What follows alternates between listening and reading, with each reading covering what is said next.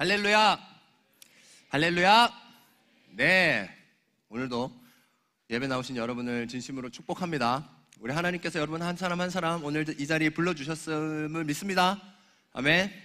네, 여러분 의지로 나온 것도 너무 감사하고 좋지만 우리 하나님께서 여러분 부르시고 그 부르시면은 하나님 실수 없고 후회하시면 없는 줄로 믿습니다. 여러분에게 꼭 필요한 말씀이 있기 때문에 오늘 여러분을 불러주시고 우리 말씀 되신 주님께서 여러분의 꼭 필요한 그 말씀 허락하시고 여러분 안에 있는 성령님께서 그 말씀을 듣고 깨닫고 도전하게 하시는 역사가 있는 오늘 예배가 되기를 소망합니다. 네, 옆 사람하고 이렇게 한번 인사해 봅시다. 우리 축복해. 축복해. 나만 파이팅이 넘칩니까? 축복해. 태준아 축복해. 예. 굉장히 부담스러워하네요. 네, 고맙습니다. 좋습니다, 여러분.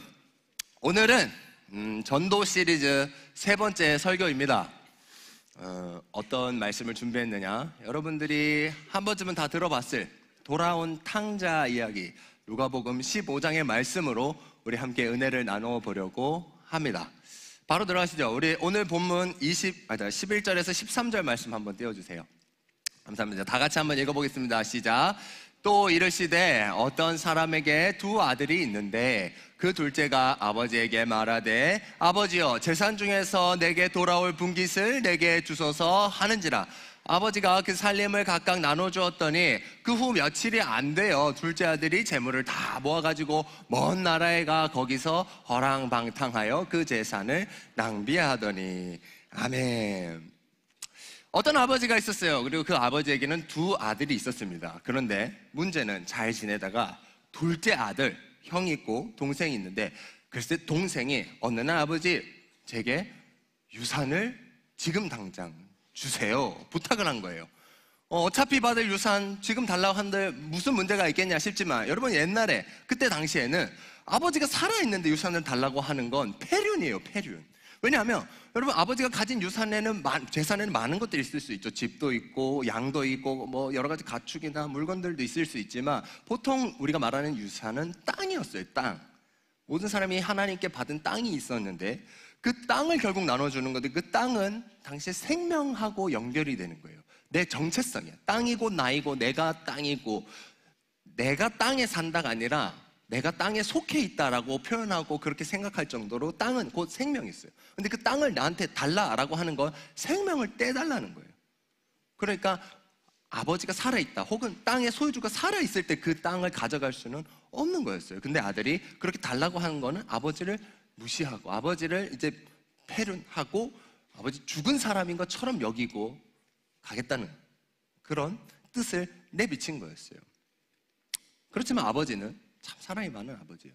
그렇게 나를 죽은 사람인 것처럼 하고 호적에서 파고 나가겠다라고 하는 아들에게 재산을 결국 떼줍니다. 그때 형에게도 나눠주고 동생에게도 나눠줘요. 근데 그때 당시에는 재산을 어떻게 나눠줬냐면요, 형이 있고 동생이 있어요. 자, 사진을 하나 띄워주십시오. 자, 형이 있고 동생이 있으면 아는 사람은 알 거예요. 형이 있고 동생이 있습니다. 그러면 우리가 생각했을 때 자, 땅이 있어요. 땅이 이만큼 있으면은 형 동생 딱 형제가 두 명이면 반반 딱 나눠주면 공평할 것 같잖아요. 그죠? 근데 그때 당시에는 그렇지 않았어요. 장자, 맏아들, 첫째에게는 축복이 주어졌어요. 장자의 축복. 그 축복에 두 가지가 있는데 첫 번째가 뭐냐면 재산을 좀 더 많이 받는 거야. 얼마만큼? 한 분깃만큼, 한 목만큼. 그러니까 다른 형제들이 받는 거에 2배를 받았어요. 그러니까 자 보세요. 2명 있으면 2개로 나눠서 하나하나 하는 게 아니라 형이 2배를 가져가야 되니까 3개로 나눠. 3개로 쪼개서 형이 2개 가져가고 동생이 하나 가져간 거예요. 자, 만약에 형제가 3명이에요. 형제가 3명. 그럼 몇 개로 나눠야 될까, 땅을? 그렇지, 똑똑하네. 4개로 나누겠지, 그지? 3명이면 4개로 나눠서 형에게 2개 주고 나머지게 하나 주는 거예요. 이해가 됐죠? 좋아요. 그래서 이렇게 형은 2개를 갖고 동생은 하나를 갖고 그리고 동생은 하나를 가지고서 땅을 가지고 어디 갈 수 없으니까 먼 나라로 떠났대요. 그 땅을 다 돈으로 바꾼 거예요. 바꾸고 먼 나라로 떠나갑니다. 여러분 동생이 돈이 좋아서 뭐 그렇게 떠났을 수도 있어요. 근데 말씀을 보면 떠나서는 방탕하게 살았대요. 그냥 방탕하고 싶어서 떠났을 수도 있어요. 근데 생각해보면 이 아버지는 나중에 뒤에 내용 쭉 보면은 뭐 살찐 송아지도 내어놓고 하인들도 거느리고 이 집은 꽤 잘 사는 집이야. 금수저야. 그럼 나는 지금 여기 아버지 집에서도 사실 돈 쓰는 거는 문제가 있다 없다? 없다. 마음만 먹으면 돈은 얼마든지 쓸 수 있는데 왜 굳이 그 돈을 뭐 아버지 죽여가면서까지 그냥 빼앗아가지고 저 멀리까지 가야 했을까? 여기서 못하니까. 그러니까 단순히 돈이 좋다, 단순히 내가 방탕하게 살고 싶다라는 것 때문에 라기보다는 이 집이 싫어서 혹은 내 아버지가 싫어서 여기서는 불가능하니까 라고 하는 개념이 있을 수 있어요. 그래서 뭔가 여러분들이 조금 더 공감할 수 있지 않을까라고 생각했어요. 여기서 자, 모태신앙인 사람들이 좀 있을 거예요, 그죠? 근데 그 모태신앙인 사람들 조금 공감할 수 있을 거예요. 나는 이렇게 하고 싶은데, 나는 저렇게 하고 싶은데, 내 생각에 내가 살아보니까 나는 이게 맞는 것 같은데 우리 집은 태어나고 보니 모태신앙이야. 주일에는 꼬박꼬박 교회를 가야 돼, 용돈은 꼬박꼬박 10분의 1 떼야 돼, 그죠? 그래서 모태신앙, 요즘 뭐라 이렇게 부르더라고. 모태신앙. 모태신앙? 아니, 모태신앙. 못하겠다. 여러분 공감하세요? 자, 모태신앙 손. 좋습니다. 모태신앙 손 번쩍 드시고. 자, 앞으로 가출할 의향이 있다 계속 손 들어보세요. 나는 우리 집을 떠날 아버지의 예산을 금방 받을 거다. 아, 네. 예. 우리 태진이가 손을 계속 들고 있네요. 네. 조심하세요. 좋습니다. 그렇죠? 뭐 이해하면, 목사님은 모태신앙은 아니지만 목사님은 아내가 모태신앙이에요. 근데 보면 그 마음들을 이해할 수는 있을 것 같아요. 좀 답답할 수 있죠. 하지만 여러분, 모태신앙도 축복이에요. 엄청 큰 축복입니다. 태어났을 때부터 하나님의 말씀을 들을 수 있고 뭐 이렇게, 그건 뭐 공감이 안 될 수도 있어. 좋아. 아주 그 진리를 익숙하게 받을 수 있다라고 해서 뭐 이렇게 어른들이 말하는 뭐 바운더리가 탁 세워지고 그런 거 다 좋아요. 근데 여러분 공감 안 될 수도 있지만 이렇게 한번 생각해 보자고. 여러분들이 만약에 모태신앙이 아니었어, 그래서 신앙이 없는 집에 태어났다면 여러분 일요일을 어떻게 보낼까? 여러분은 주 1일 아닌 일요일을 어떻게 보낼 것 같아요? 절반 이상 자지 않을까? 그냥 자거나 뭐 아니면 뭐 놀겠지. 게임하거나 뭐 유튜브 보거나. 내가 너무 또 나쁘게만 생각하나? 공부하는 사람들 물론 있겠지만 소수이지 않을까? 그죠? 차라리 교회 나와서, 그죠? 친구들도 보고 좋은 말씀도 듣고 하는 게 여러분들이 훨씬 유익이에요. 그렇게 생각하면.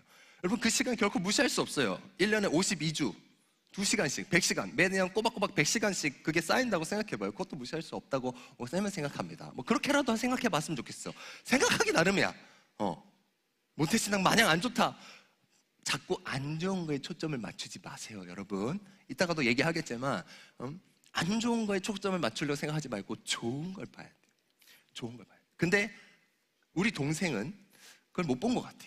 이 아버지는 좀 괜찮은 아버지인 것 같은데 우리가 보기에는 결국 못 보고 다 싸들고 먼 나라로 가서 방탕하게 다 써버립니다. 그리고 다 잃어버려요. 가뭄이 들었어요, 심지어 그날에. 그래서 이제 일하는 것조차 쉽지 않은 거예요. 그러니까 어느 집에 들어가가지고 하인처럼 살게 됐어. 분명히 귀족처럼, 귀족의 아들, 잘 사는 금수저의 아들로 살다가 하루아침에 종살이를 하는 종이 돼버렸네. 돼지를 치는 거예요. 근데 그 돼지가 먹는 열매조차도 잘 안 줘. 굶어야 돼. 그러니까 시간이 지나니까 어떻게 생각해요? 동생이 세상에 내가 이렇게 될 줄이야. 여기서 이러는 것보다 차라리 내가 이제 돌아가면은 돌에 맞아 죽을 수도 있겠지만 그래도 차라리 우리 아버지 집에 가가지고 거기서 내가 종처럼 사는 게 차라리 낫겠다 생각하고 돌이킵니다. 그래서 이 아들이 다시 집으로 돌아가요. 자, 오늘 본문 20절에서 22절 말씀입니다. 또 같이 한번 읽어볼까요? 시작. 이에 일어나서 아버지께로 돌아가니라. 아직도 거리가 먼데 아버지가 그를 보고 측은히 여겨 달려가 목을 안고 입을 맞추니 아들이 이르되 아버지, 내가 하늘과 아버지께 죄를 지었사오니 지금부터는 아버지의 아들이라 일컬음을 감당하지 못하겠나이다 하나 아버지는 종들에게 이르되 제일 좋은 옷을 내어다가 입히고 손에 가락지를 끼우고 발에 신을 신기라. 아멘. 자, 돌아왔어요. 저 먼발치에서 아버지가 보입니다. 근데 아버지가 어떻게 한대요? 달려온대요. 여러분, 오늘날은 뭐 이렇게 달리는데 뭐 그렇게 큰 부담이 없죠. 근데 고대 사회에는 달린다라고 하는 건 되게 특이한 현상이에요. 어떤 사람이 달려가고 있다는 걸 보면 다들 깜짝 놀라는 그런 일이에요. 왜냐하면 그때 당시에 사람들이 입는 옷은 위에 티셔츠 입고 밑에 바지 입고가 아니고 뭐죠? 원피스, 그죠? 원피스 같은 옷을 입었어요. 그래서 뭐 속바지 같은 게 있었을까요? 없었어요. 달리면 어떻게 되느냐? 하체가 보여요. 굉장히 큰 수치라고 여겼어요. 그래서 달리는 거, 조심조심 걷는 게 맞고 달리는 건 수치라고 여겼고요. 또 그 당시 사회 문화에는 시간 개념이 되게 엄격했대요. 그래서 달리는 사람은 어떤 사람이에요? 대체로 급한 사람이죠, 그죠? 걸어가도 되는 걸 달려간다는 건 시간이 쫓긴다는 거잖아요. 시간에 쫓기는 사람 굉장히 천한 사람이라고 생각했어요. 여유가 없는 사람이죠. 그만큼 가난한 사람이라든지 못난 사람이라고 평가를 한 거예요. 그래서 달린다라고 하는 굉장히 수치스러운 일이었어요. 근데 아버지는 그런 수치를 마다하지 않아요. 막 달려가요. 그리고 끌어안아요. 왜 끌어안고 막 키스하고 그럴까요? 이 친구가 이 동생이 만약에 성읍 안에 들어와서 아버지를 만났으면요, 보는 어떤 이웃이 쟤 저거 누구 집 아들 그 폐륜하고 도망간 애들 아니야? 그러면 옆에 있는 돌을 던져서 이렇게 맞췄어도요, 된다 안 된다? 된다. 율법에 그렇게 돼 있어요. 폐륜한 자에 돌을 던져서 죽이게끔, 전통이 그래. 죽여도 되는 거였어요. 그러니까 아버지가 놀라서 혹 누가 와가지고 우리 아들을 죽일까봐 끌어안고 막는 거예요. 막는 거. 어떤 의미예요? 아버지는 여전히 동생을 굉장히 사랑하는 거죠. 그죠? 굉장히 아끼고 있는 것 같은 모습이에요. 한마디로 아버지는 그런 폐륜한 아들을 어떻게 했다? 용서했다. 그리고 어떻게 했나? 그 다음에 자, 옷. 네, 요건 다음에. 죄송해요. 순서를 조금 바꾸겠습니다. 사진 먼저. 옷, 가락지, 신발 한번 보여주세요. 좋습니다. 그리고 자, 보세요. 먼저는 야 빨리 가서 좋은 옷을 가져와. 그 집에서 제일 좋은 옷은 누구 옷일까요? 아버지 옷이겠죠. 옷은 여러분 고대사회 신분을 상징해. 어떤 옷을 입고 있는지가 그 사람의 신분을 말해준다고. 아버지 옷은 누더기일까요? 좋은 옷일까요? 당연히 좋은 옷이겠지. 이게. 귀족을 혹은 금수저를 상징하는 옷이겠지. 그러니까 아들은 거지였어. 올 때는 분명히 거지였거든요. 폐륜했으니까 죄인이었어요. 근데 깨끗한 좋은 옷을 딱 입혀서는 신분을 받고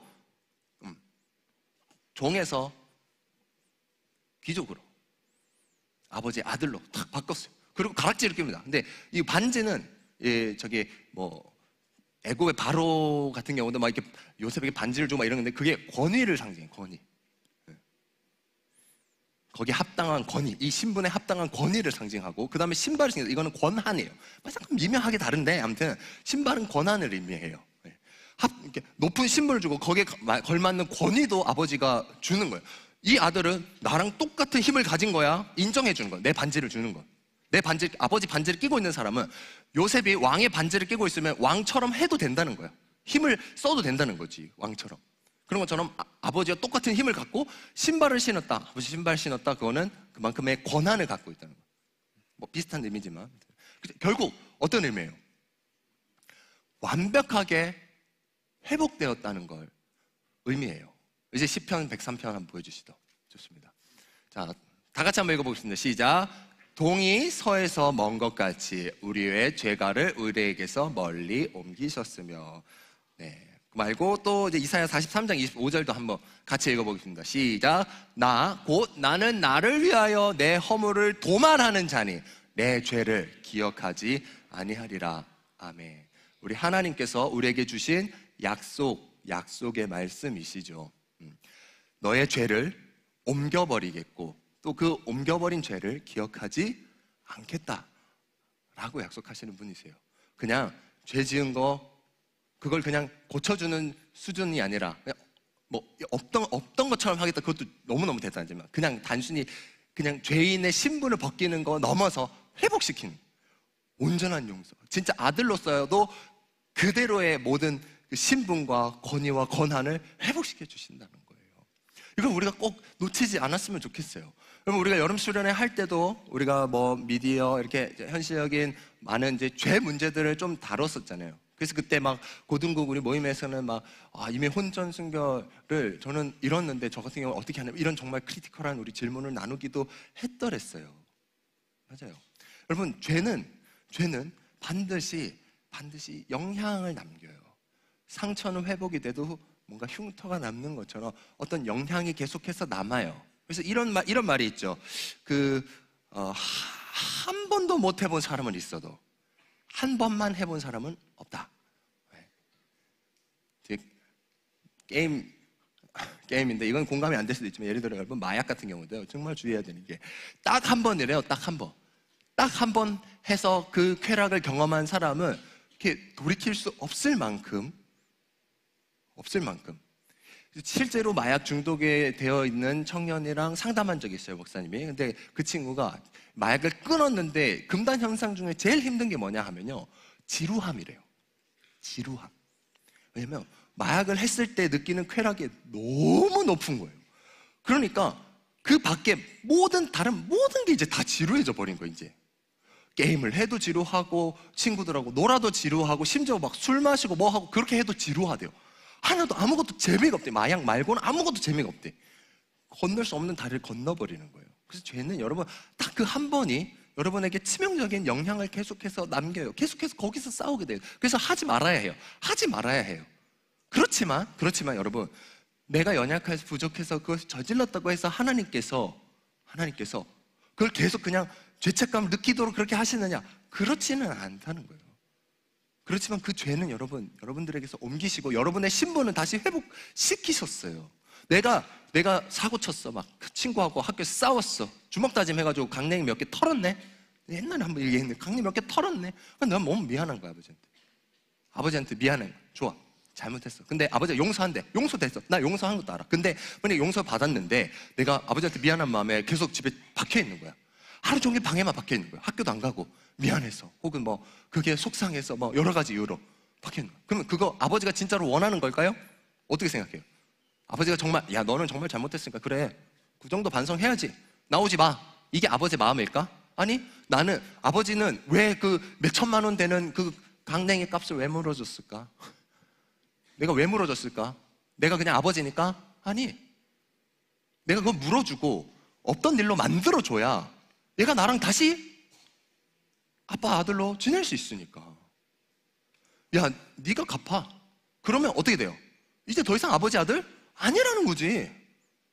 네가 다 갚아. 네가 했으니까. 그러면 이게 아버지 아들인가? 아니지. 내가 아무런 책임, 남이지. 남. 아버지가 원하는 건 회복인 거야. 내가 그 싸움을 한 그 영향은 남을지도 모르지. 어쩌면 깊이 회개했어도 다음에도 또 누군가 나에게 화가 나게, 나를 화나게 하면 내가 또 주먹이 나가고 싶은 그런 마음이 들지도 몰라. 한번 하고 나면. 그렇지만 그런 잘못을 저질렀다고 해서 아버지하고의 관계가 일그러졌으면 안 되는 거예요. 그렇기 때문에 우리 이야기 속의 아버지도 그 잘못은 있었겠지만, 그래서 어쩌면 이 동생은 돌아와서 다시 아버지 아들이 되었어도 어쩌면 계속 그때 방탕하게 했던 생활을 어쩌면 그리워하게 될 수도 있어요. 하지만 그런 모든 걸 알더라도 아버지는 그 신분과 모든 것을 회복시켜 주는 거예요. 그게 아버지의 사랑이에요. 모든 것을 회복시키는 아버지의 사랑이에요. 그런 아버지를 여러분 기억했으면 좋겠어요. 죄에 초점을 맞추면 안 돼요. 내가 그런 이런 죄들을 저질렀다 해서 그 죄에 초점을 맞추면 안 돼요, 절대로. 여러분들이 앞으로 계속해서 해야 할 싸움은, 맞아요, 죄와 씨름해야 되죠. 죄와 싸워야 되는데, 근데 죄와 싸우는 게 1번이 되면 안 돼요. 여러분의 삶의 목적은 죄를 짓지 않는 사람이 되는 게 아니야. 죄를 짓지 않는 사람이 되는 게 아니야. 이게 뭔지 알아요? 죄를 짓지 않는 사람 돼요, 안 돼요? 하나님의 의인이 있대요, 없대요? 이 땅에 내가 스스로 죄를 안 지을 수 있는 존재가 있다, 없다? 없어요. 여러분, 할 수가 없는데 평생 그걸 노력한다는 거 계속해서 여러분 꺾이는 거예요. 노력해야 하지만 그게 1번이 되지 않아야 돼요. 무슨 말이냐, 바꿔 얘기하면 그게 1번이 아니고요, 하나님을 보는 걸 1번으로 놓아야 돼요.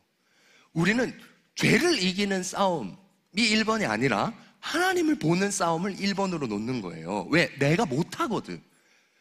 죄랑 싸우죠. 어려워요. 그럴 때 하나님을 봐야죠.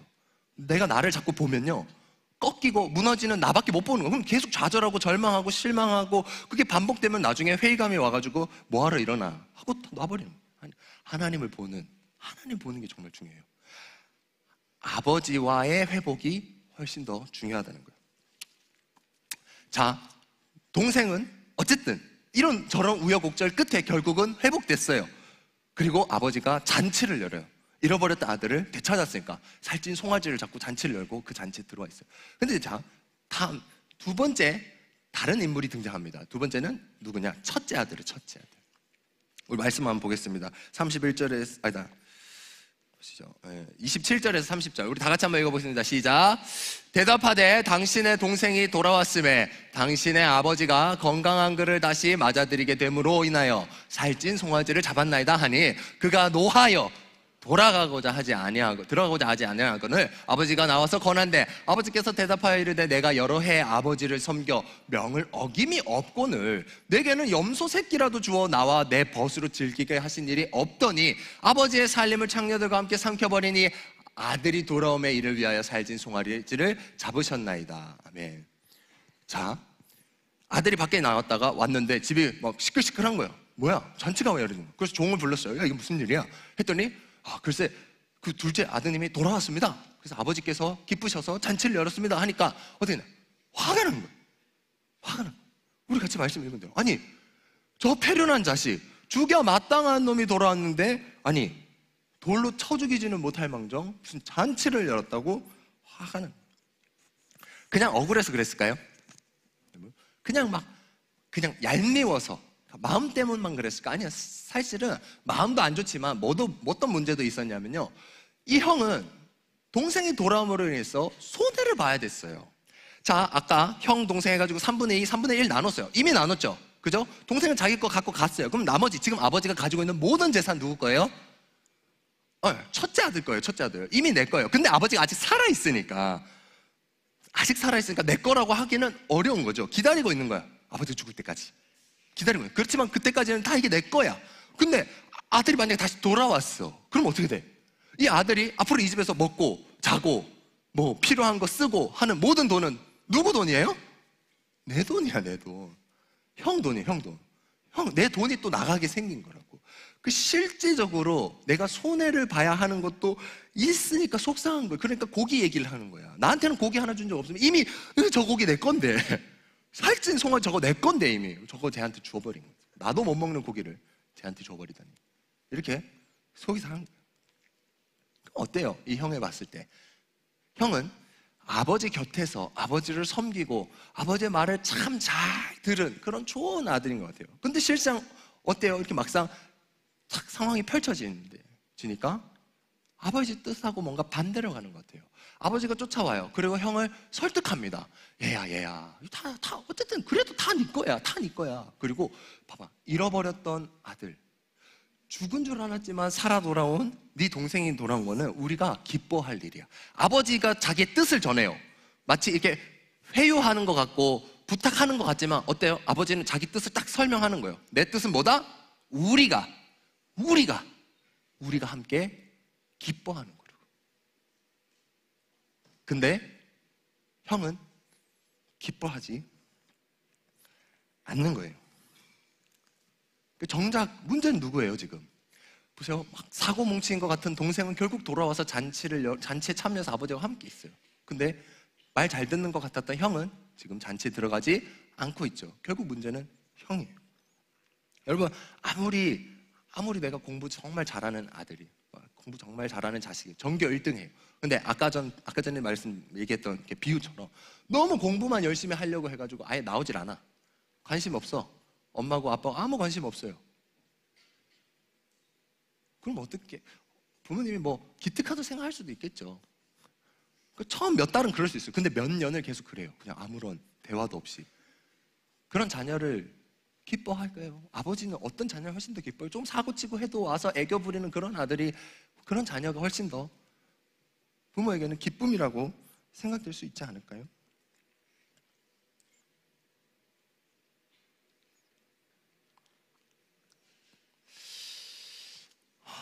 네, 건너뛰고 세 번째 이야기로 가겠습니다. 자, 그러면 예수님이 오늘 이 비유를 말씀하셨어요. 예수님께서 이 비유를 오늘 말씀하셨는데 이 비유를 왜 말씀하신 걸까요? 그 맥락을 한번 살펴봅시다. 누가복음 15장 1절에서 3절 말씀이에요. 오늘 이 비유가 있는 15장의 제일 첫 번째 구절이거든요. 다 같이 한번 읽어보겠습니다. 시작. 모든 세리와 죄인들이 말씀을 들으러 가까이 나오니 바리새인과 서기관들이 수군거려 이르되 이 사람이 죄인을 영접하고 음식을 같이 먹는다 하더라. 예수께서 그들에게 비유로 이르시되. 아멘. 자, 상황이 어떤 상황이었냐면요, 예수님이 세리, 돈 좋아하는 이 세리들하고 여러 죄인들하고 같이 밥을 먹고 있는 거예요. 근데 바리새인하고 서기관들이 와서 보니까 어처구니 없는 거지. 아니, 저 예수라는 사람은 도대체 저 죄인들하고 왜 밥을 같이 먹고 잔치를 벌이고 있는 거야? 라고 하는 그런 수근수근거림이 있으니까 예수님이 이 비유를 말씀하시기 시작하신 거예요. 자, 보세요. 이 상황에 오늘 예수님이 말씀하신 비유가 딱 맞아 떨어져요. 딱 맞아 떨어져요. 누가복음 16장 14절 보면 바리새인들은 돈을 좋아하는 자들이라 이 모든 것을 듣고 비웃거늘. 그들이 예수님 말씀하신 비유를 다 들었는데도 심지어 비웃었어요. 근데 예수님은 어떻게 그들에게 지금 반응하고 계신 거예요? 이 짤 알죠, 여러분? 네, 한 글자가 좀 다르죠, 여러분들이 아는 거랑. 한 글자가 좀 다른 거 모르나요? 고맙습니다. 네. 적극적인 반응 감사합니다. 네. 비웃지만 네 얘기야. 바리새인과 서기관들에게 예수님이 말씀하시는 거예요. 그들은 보세요. 그들은 하나님을 정말 열심히 섬기고 따른다라고 자부하는 사람들이에요. 하지 않아도 되는 박하와 해양 들풀 꼭 꺾고도요. 풀 10개 뽑았으면 그 중에 하나를 11조예요. 그런 거는 율법에 없어요. 안 해도 되는 거예요. 풀 꺾는 거는. 근데 그런 것까지 자기들은 한다면서 막 자랑스럽게 내가 제일 하나님 잘 섬겨, 내가 하나님 아버지 제일 잘 섬기고 제일 잘 따라, 이렇게 자부하고 많은 사람들에게 인정받고 존경받는 사람들이었어요. 근데 실상 어때요? 실상 예수님이 세리와 죄인들을 사랑하셔서 그들에게 잔치를 베푸셔요. 그들이 잘못을 했어요. 죄를 지었어요. 하지만 그들은 마음을 돌이키고 예수님께로 나아왔어요. 근데 그런 예수님의 마음, 하나님의 마음 전혀 모르고 하나님이 기뻐하시는 것은 뭔지 전혀 몰라요. 그죠? 내가 옳다고 생각하는 것만 이야기하는 거예요. 왜? 돈을 좋아하거든. 나는 하나님보다 돈을 좋아하거든. 형처럼.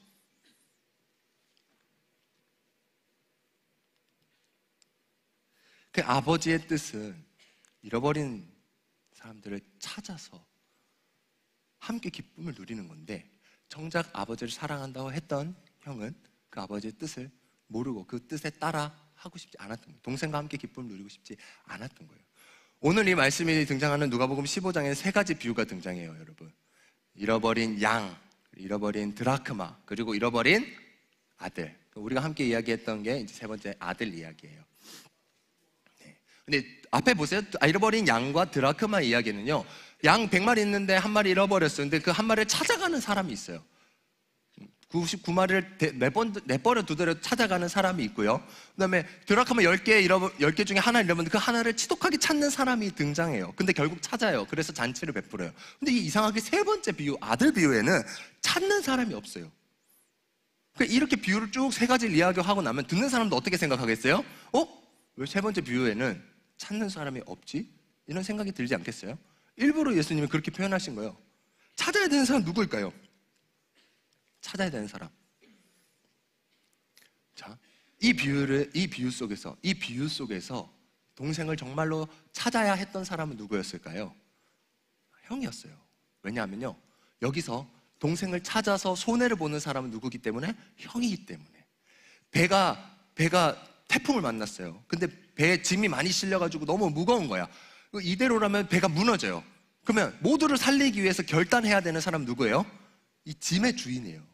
이 짐의 주인이 그걸 손해볼 결단하고 결심을 하고 짐을 다 버리더라도 우리를 살리겠다라고 마음을 먹어야만 살릴 수 있는, 그런 것처럼 형이, 손해를 보는 형이 결단해야만 사실은 그 동생을 찾아올 수 있는 거예요.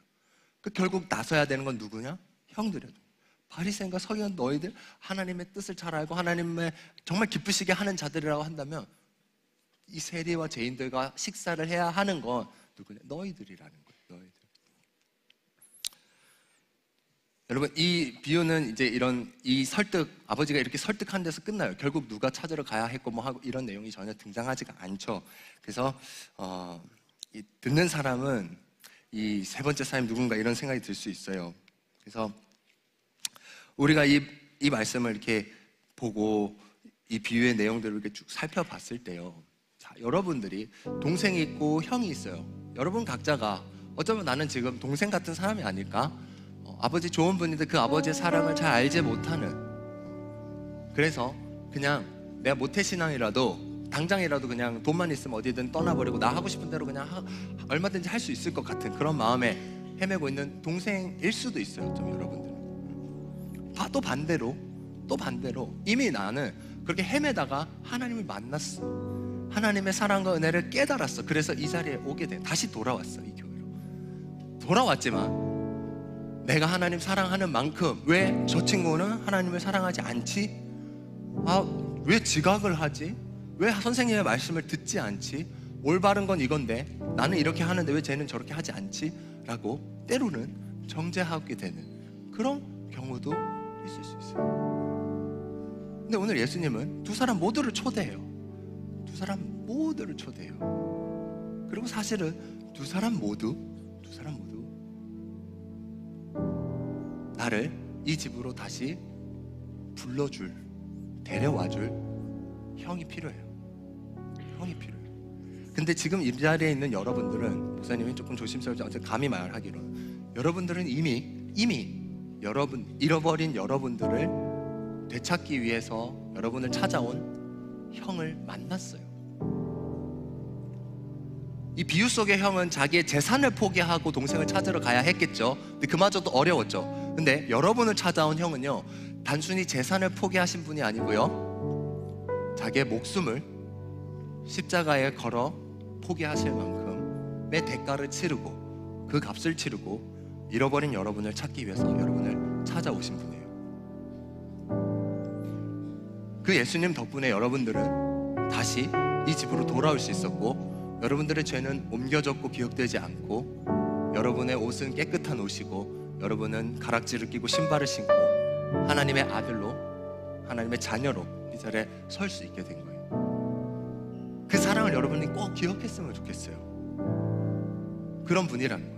여러분이 만약에 그 사랑을 정말 느끼지 못하겠다면 말씀을 펴야 해요. 그냥 여러분, 우리는 막 마음에 찔려가지고, 전에도 한번 얘기했지만 마음에 찔려서 막 말씀 펼 때가 있어. 말씀 안 보니까 뭔가 불안하다, 이러면 안 될 것 같다, 하나님 혼낼 것 같다 라는 불안함에, 두려움에 말씀 펴서 대충 한 장, 두 장 읽고 나면 그래도 마음 편안하다, 이제 할 거 했으니까, 내용은 뭔지 모르겠는데 편안하다, 그럴 수도 있죠. 근데 여러분, 물론 그렇게라도 도전하는 여러분들 응원하고 싶은 마음이 있어요, 목사님. 그렇지만 여러분, 목사님 좀 가감하게 얘기하지만, 여러분 딱 한 구절만 읽더라도, 두 장, 세 장 읽을 필요 없이 딱 한 구절만 읽더라도 꼭 기억하고 읽었으면 좋겠는 게 뭔지 아세요? 여러분, 이 성경에 담긴 모든 내용은 결국 뭘 얘기하냐? 하나님이 여러분을 사랑한다는 거예요. 여러분의 모양, 생긴 거, 여러분 조건, 수준 아무것도 따지지 않고 사랑하겠다는 거, 사랑하고 있다라고 하는 걸 이야기하고 있는 거예요. 내가 오늘 어떤 죄를 저질렀던지 간에 이 말씀 보면 이런 나를 용서하시고 다시 안아주시고 새 옷을 입혀주시고 가락지를 끼워주시고 그렇게 회복시켜주시는 분이 하나님이시라는 거를 말씀하고 계시더라고요. 한 구절만 읽더라도 그 사랑을 기억해야 돼요.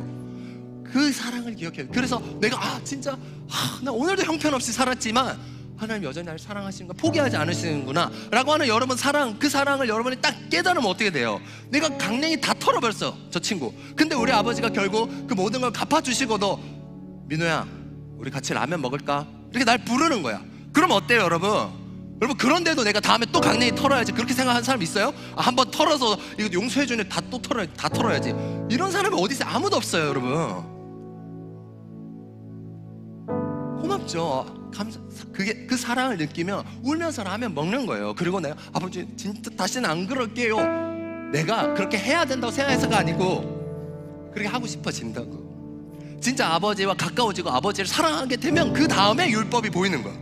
그 다음에 율법이 보이는 거야. 왜? 내가 사랑하는 우리 아빠 뜻대로 우리 아버지가 기뻐하신 게 뭐지를 알고 싶은 거야. 사랑하는 여자친구, 남자친구 생기면 그렇잖아요 여러분. 뭘 좋아하는지 알고 싶잖아. 그럼 물어보잖아. 똑같아. 하나님한테 물어봐. 그럼 뭐라고 대답하시느냐? 율법으로 대답하시는 거야. 그때 거룩하게 살아. 그게 내가 기뻐하는 거야. 그래서 아버지를 사랑하기 때문에 도전하게 되는 거라고. 거룩하게 먼저 돼야 하나님이 나를 사랑하시고, 거룩하게 돼야 하나님이 나를 축복하시고 성적도 올려주시고, 그런 원리가 아니라고. 거꾸로라고. 날 먼저 사랑하시고 그 다음에 율법을 주신다. 사랑을 못 느꼈습니다. 말씀표 우리가 하나님 한 사랑을 기억했으면 좋겠어요. 근데 만약에 여러분 중에 정말 그 사랑 받은 사람이 있다. 내가 목사님 저 그래도 오늘도 무너지고 부족하지만 그래도 저 하나님께 받은 사랑 기억합니다. 그러면 여러분 안에 그 사랑에 합당한 도전이 있었으면 좋겠어요. 우리 다음 주 뉴프렌즈 데이잖아요. 여러분 세상에는 아직도 탕자처럼 잃어버린 동생이 있어요. 그냥 전혀 하나님 알지 못하는 사람도 있죠. 그런 새 친구도 데려와야지. 근데 여러분, 이번 뉴프렌즈 데이는 우리가 어디에 초점을 맞추기로 했어요? 이전에 이 집에, 이 교회라는 집에 나랑 형제같이 같이 지내던 애가 있었어. 내 동생이 있었다고. 같이 사랑을 나누던 한 아버지 밑에 있던 친구가 있었어요. 근데 그 친구가 세상이 좋아서 떠났어요. 아버지를 저버리고 떠났어요. 근데 거기서 헤매고 있어요. 여러분이 하나님 아버지의 사랑을 안다면, 이 아버지 집에서 누리는 사랑을 알고 깨닫고 있다면 한 번쯤 도전했으면 좋겠고 도전 받았으면 좋겠어요. 내가 비록 그 친구를 위해서 내 시간 써야 되고 내가 뭔가 손해를 봐야 되는 거 맞아요. 찾으러 간 사람은 손해를 봐야 돼요. 근데 그 손해 보더라도 내 아버지에게 받은 사랑 아깝지 않고, 내 아버지는 여전히 그 친구가 다시 이 집으로 돌아와 함께 예배하고 함께 기뻐하기를 기대하고 계신다는, 그렇게 내게 제안하고 계시고 그렇게 내게 부탁하고 계신다는 하나님의 말씀, 아버지의 말씀을 듣고 도전했으면 좋겠어요. 용기 내서 전화 한번 걸어보는, 문자 한번 해보는 거예요. 다음 주에 우리 교회에서 행사한다. 올래? 에어팟도 주거든, 뭐도 주거든, 올래?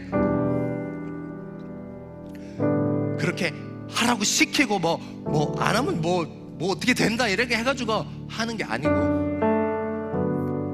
여러분들에게 정말 그런 도전이 있었으면 좋겠어요. 하나님 사랑하는 마음에 감사로 나도 아버지의 기쁘신 뜻대로 한번 살아내리라. 그렇게 도전하는 여러분 되기를 축복합니다. 네, 그렇게 우리가 함께 다음 주를 준비하는 제이하임이 되기를 주님의 이름으로 축복합니다.